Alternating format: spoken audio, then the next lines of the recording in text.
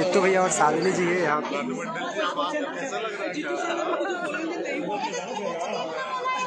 बोला तो नहीं कुछ भैया।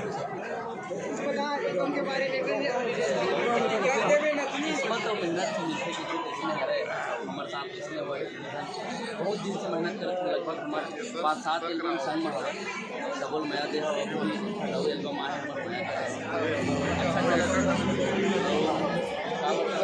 दोस्तों अभी यहाँ पे जित्तू भैया भी है। जित्तू भैया ने जय जवाहर और करौंदा काकी ने गोड़ छुके प्रणाम। जय हो, जय हो, जय हो। बोलना है, बोले के मूड में नहीं हो, चाय पिया तुम खबर के मैं आप सबके चाय पी लो कर बाद और आप मन मोला देखा था, मैं आप मला देखा था और का बोला पूछना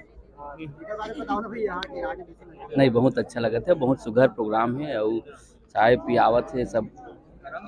क्या बोलूँगा